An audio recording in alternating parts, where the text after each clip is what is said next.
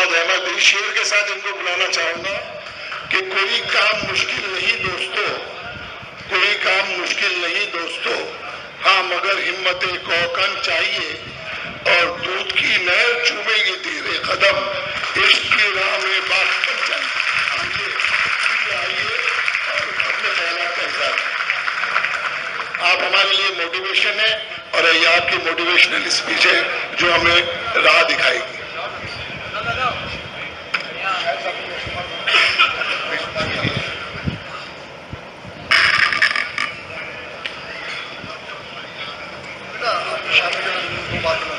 जी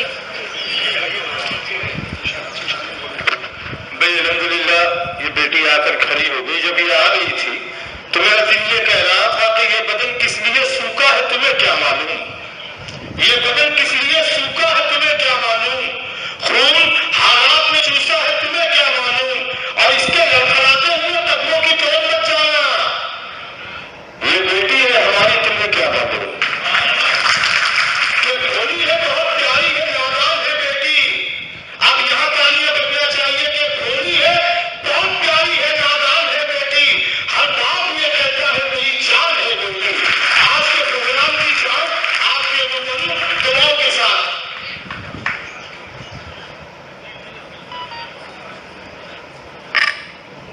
अस्सलामु अलैकुम वरहमतुल्लाहि वबरकातुहू।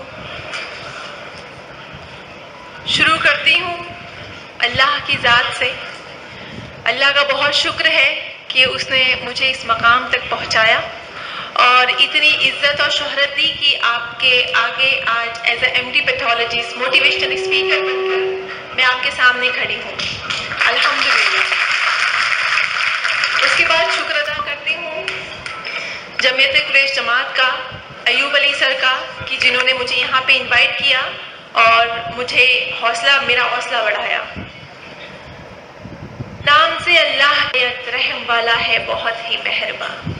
मेरा नाम डॉक्टर रोशन जहां जवाद अहमद शेख। मैं एमडी पैथोलॉजिस्ट हूँ। एमबीबीएस किया है मैंने केएम हॉस्पिटल से, उसके बाद एमडी पैथोलॉजी किया है। रिसेंटली 4 मंथ अगो मैंने एमडी पैथोलॉजी फर्स्ट क्लास से पास किया है। लेकिन ये अचीवमेंट नहीं है मेरे लिए। अचीवमेंट ये है कि 16 साल की उम्र में मैंने चलती हुई ट्रेन की जद में आकर मैंने अपने दोनों पैर खो दिए थे।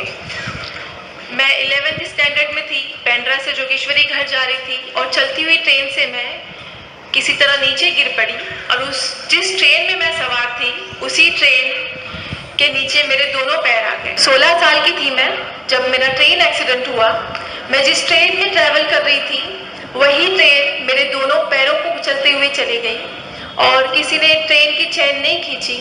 और जब मैंने अपनी आंखें खोली तो मैंने अपने आप को रेल की पटरियों पर पाया हो रही थी।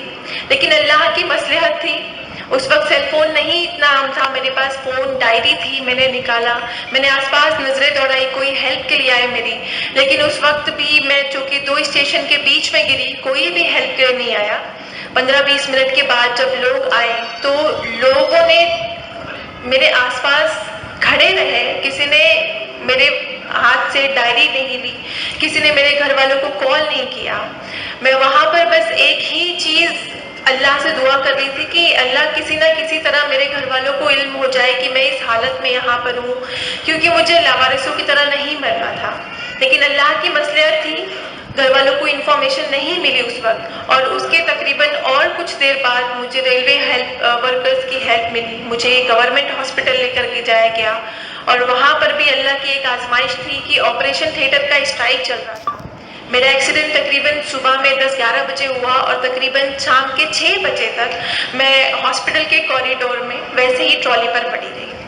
मुझे किसी भी डॉक्टर ने ट्रीट नहीं किया बिकॉज कोई भी डॉक्टर अवेलेबल नहीं था और मेरी हालत बहुत ख़राब हो गई थी। और उस वक्त तक मेरी फैमिली को इन्फॉर्मेशन मिली, मेरी फैमिली आई, उन्होंने डिस्चार्ज लेकर मुझे प्राइवेट हॉस्पिटल शिफ्ट किया और वहाँ से 7 अक्टूबर 2008 ये दिन था मेरे एक्सीडेंट का और वहाँ से जो ज़िंदगी चेंज हुई मेरी। और मैं अल्लाह का शुक्र अदा करती हूँ उस इंसिडेंट के लिए, उस हादसे के लिए कि उस हादसे के बाद मैंने ज़िंदगी को देखा और मुझे अल्लाह की ज़ात पर सबसे बड़ा जो अचीवमेंट है मेरी लाइफ का वो अल्लाह की ज़ात पर यकीन है।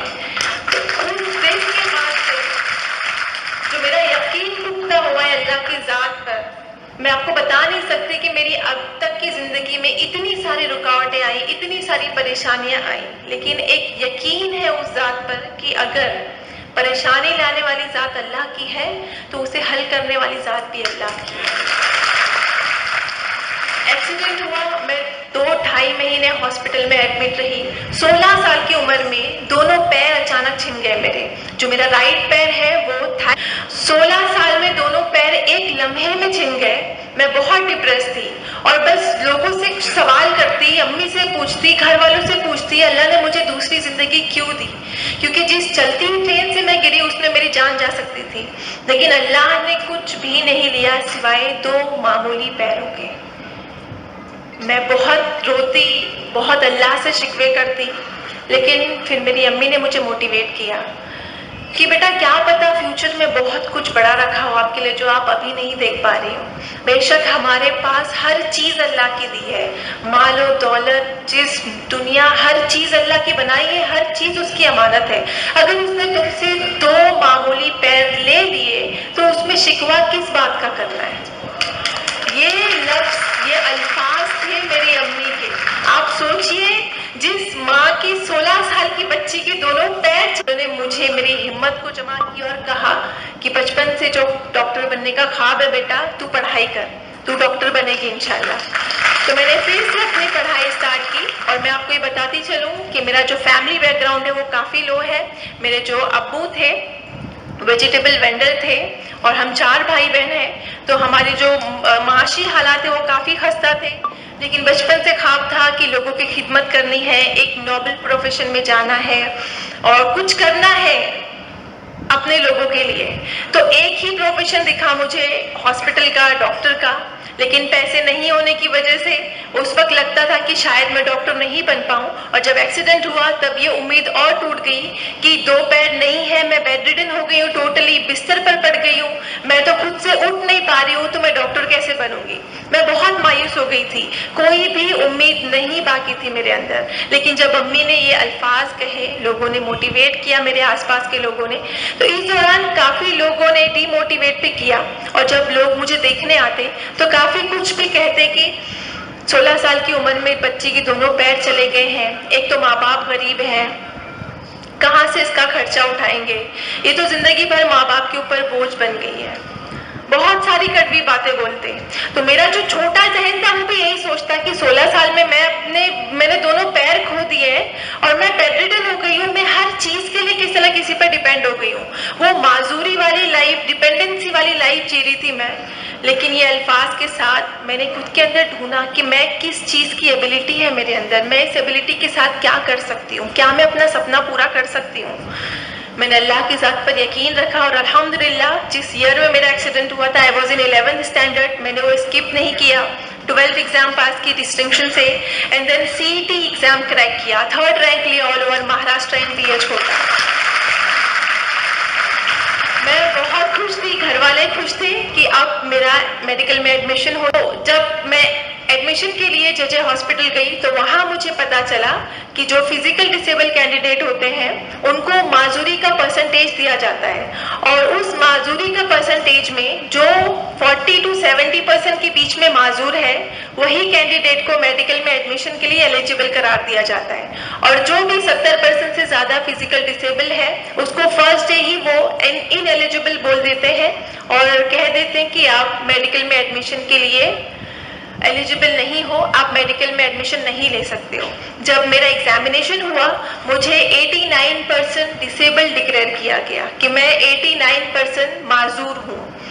अब according to that law, according to medical criteria, मुझे first day of counselling JJ hospital के डॉक्टर्स ने कहा कि आप मेडिकल में एडमिशन नहीं ले सकते हो।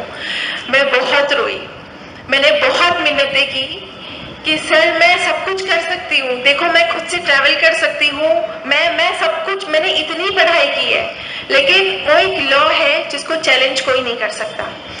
तो उम्मीद टूट गई, लेकिन अल्लाह की ज़ात पर यकीन था अभी भी कि अगर अल्लाह ने मेरी किस्मत में लिखा है डॉक्टर बनना तो कोई ना कोई गैब से मदद आएगी।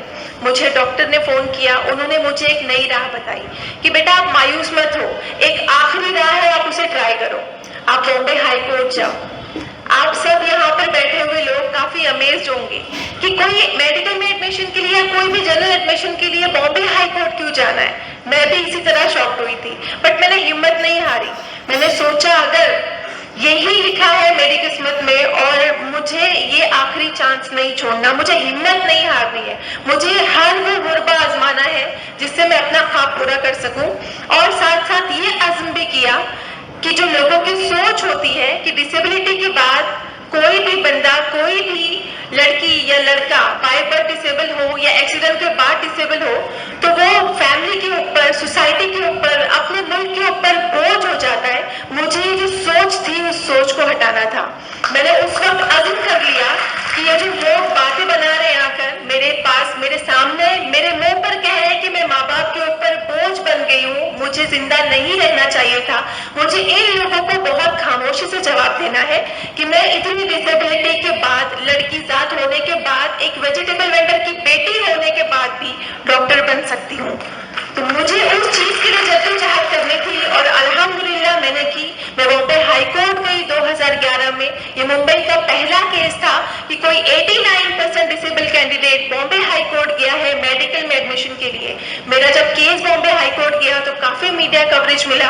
कोई रेफरेंस के लिए केस नहीं था, कोई उम्मीद नहीं थी कि मेरे फेवर में फैसला आएगा, लेकिन ताकत देखी, अल्लाह के जात पर यकीन की, मेहनत की, जद्दोजहद की, पैशन की।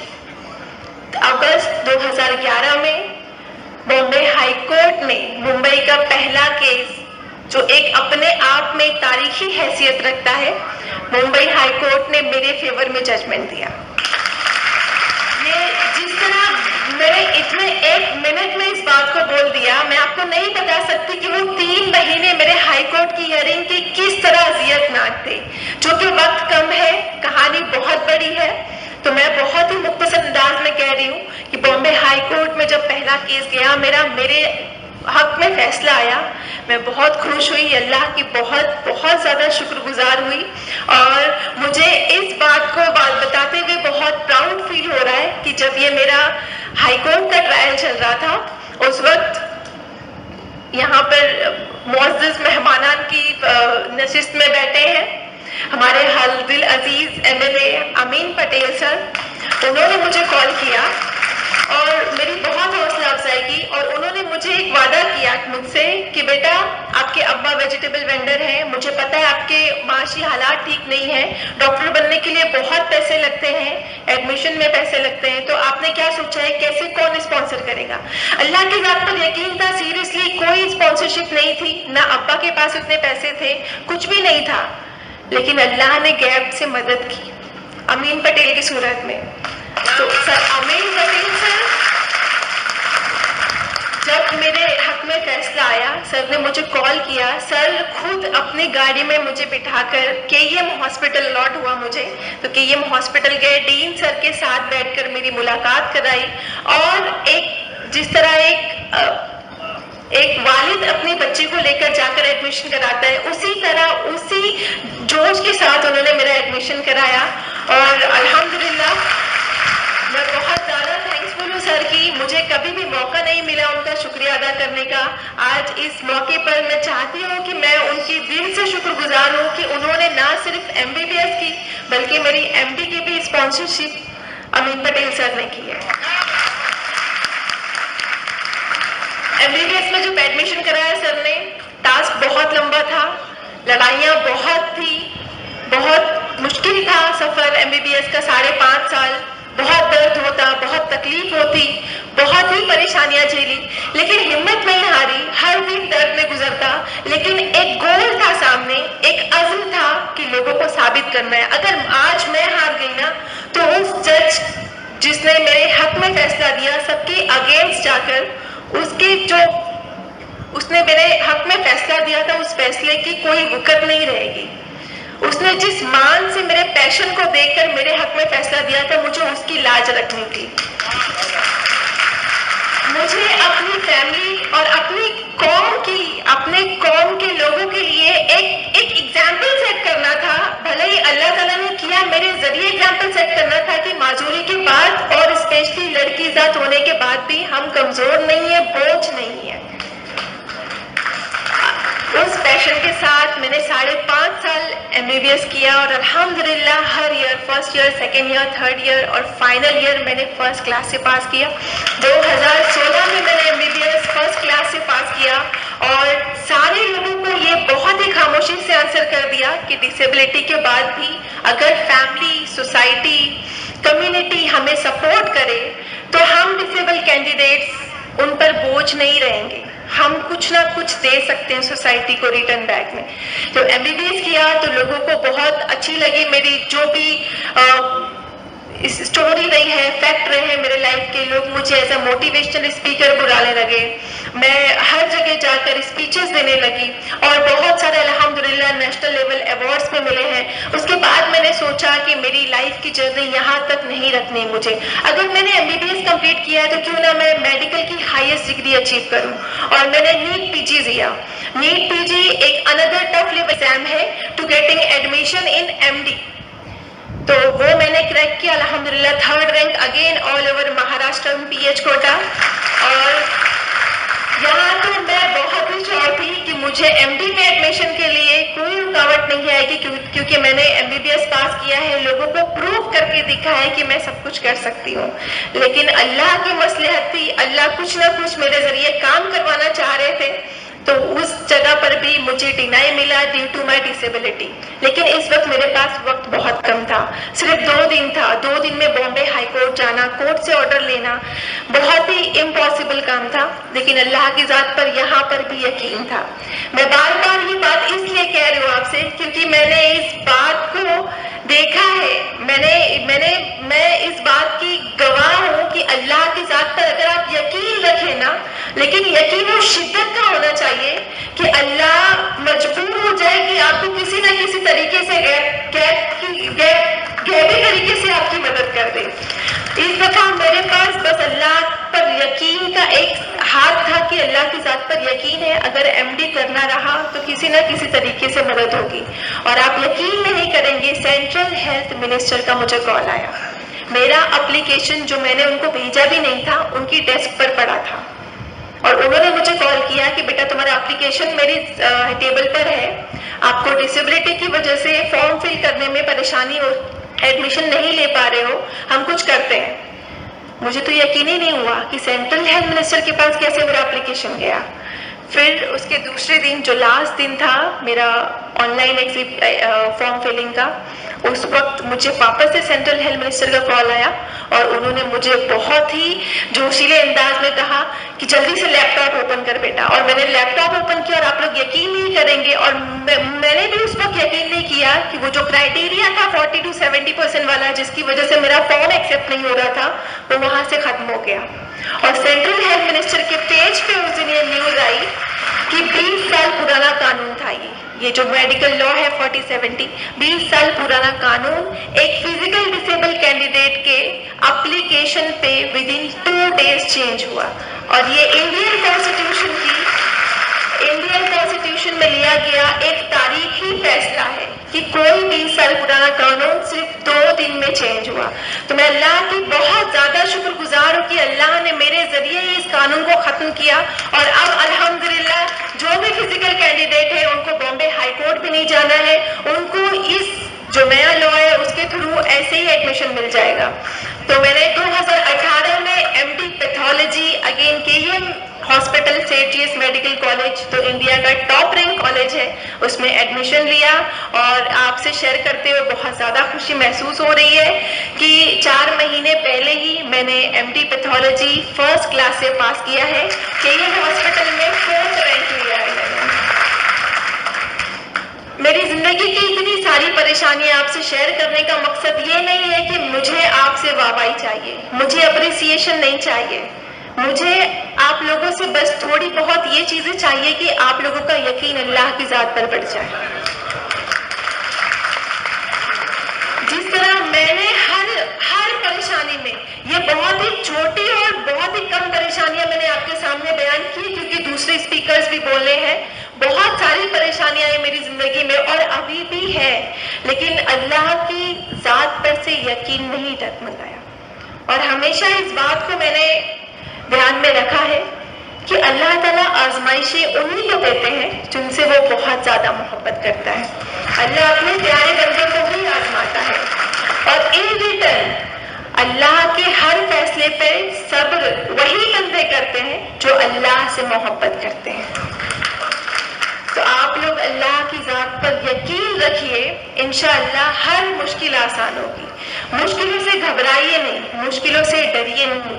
अगर मैं आज से 16 साल पहले अपने एक्सीडेंट का रोना रोकर बैठ जाती कि अल्लाह ने तो मुझसे 2 पैर ही छीन लिए, मैं क्यों जिंदा रहूं, मैं क्यों आगे बढ़ूं, या जिस वक्त मुझे मेडिकल में एडमिशन के लिए डिनाई किया तो मैं बैठ जाती कि मुझे तो मेडिकल में एडमिशन ही नहीं दिया जा रहा, 20 साल पुराना कानून है, मैं कुछ कर ही नहीं सकती हूँ, तो मैं आज यहाँ नहीं होती।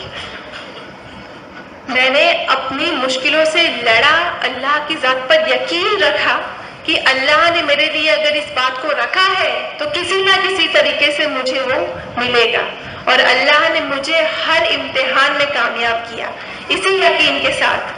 तो आप लोगों से बहुत ही आजिज़ाना रिक्वेस्ट है, इल्तिजा है कि यहाँ पर आए सब लोग, भाई बहन, यहाँ पर जितने भी मेरे भाई हैं, बहन हैं, माएँ हैं, आप तमाम लोग बस अल्लाह की ज़ात पर यकीन रखना शुरू कर दें, और यकीन उस लेवल का होना चाहिए कि उसमें हाँ ना अगर मगर लेकिन कुछ नहीं होना चाहिए, क्योंकि ये सारी चीज़ें अल्लाह के इख्तियार में है। यकीन इतना पुख्ता होना चाहिए कि लेकिन ये सारी चीजें ना इंसानों की होती है, लेकिन जब अल्लाह देने पर आता है तो कहीं से भी देता है। तो बस अल्लाह की ज़ात पर यकीन रखिए, हौसला रखिए और मुश्किलों से लड़ना सीखिए। और आखिर में मैं बस एक शेर आप तमाम लोगों के लिए बोलना चाहूँगी, एक छोटा सा मैसेज देना चाहूँगी तालीम के ऊपर। चूँकि ये तालीमी प्रोग्राम है तो हमारी जितने भी कौम के अफराद हैं यहाँ पर, हमारे कौम की तरक्की के लिए, हमारे मुल्क की तरक्की के लिए, बेशक हम हिंदुस्तानी हैं, मुझे बहुत फ़ख्र है कि मैं एक इंडियन हूँ और आप सबको भी फ़ख्र है, और हम सब चाहते हैं कि इंडिया एक टॉप लेवल का कंट्री बने। उसको अगर हमें तरक्की की राह पर आगे लाना है हमारे मुल्क को, तो सबसे पहले हमें अपने आप पर काम करना है, हमारी कम्युनिटी को आगे लाना है, और आगे हम हर चीज़ में एक ही चीज़ से आ सकते हैं, तालीम से।